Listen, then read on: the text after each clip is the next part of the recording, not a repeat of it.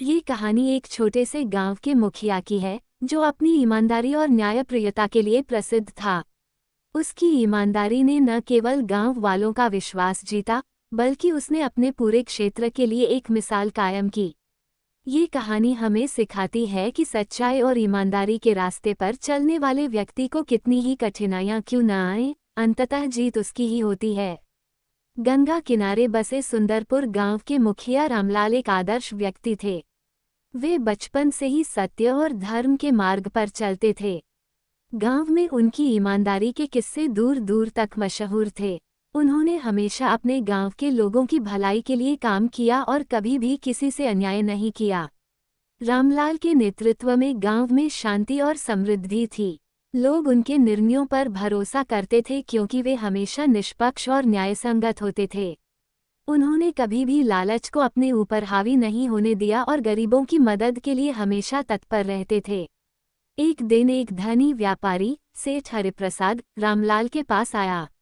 उसने गांव में एक बड़ा कारखाना बनाने की योजना बनाई थी, लेकिन उसके लिए उसे गांव के तालाब की जमीन चाहिए थी, जो कि गांव वालों के लिए जल का मुख्य स्रोत था।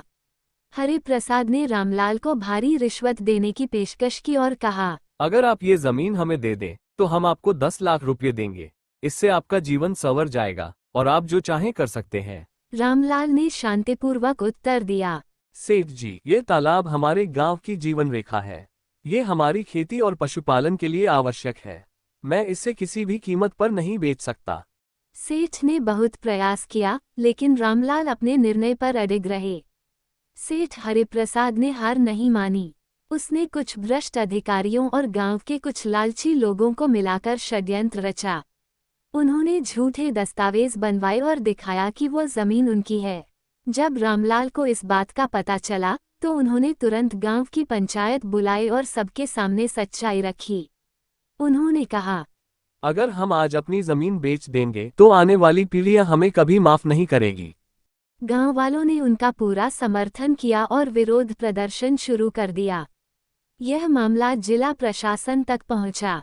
जिला प्रशासन ने इस मामले की जांच करवाई और पाया कि सेठ हरिप्रसाद ने झूठे दस्तावेज तैयार किए थे। उसे गिरफ्तार कर लिया गया और तालाब की जमीन गांव वालों के नाम वापस कर दी गई। रामलाल की ईमानदारी और निडरता के कारण गांव की जमीन बच गई। गांव वालों ने मिलकर तालाब का रखरखाव किया और खेती बाड़ी को और भी समृद्ध बनाया। रामलाल की ईमानदारी और निष्ठा ने पूरे गांव को एक नई सीख दी। सच्चाई की राह कठिन जरूर होती है, लेकिन अंततः जीत सच्चाई की ही होती है। उनकी कहानी आज भी सुंदरपुर गांव में प्रेरणा के रूप में सुनाई जाती है।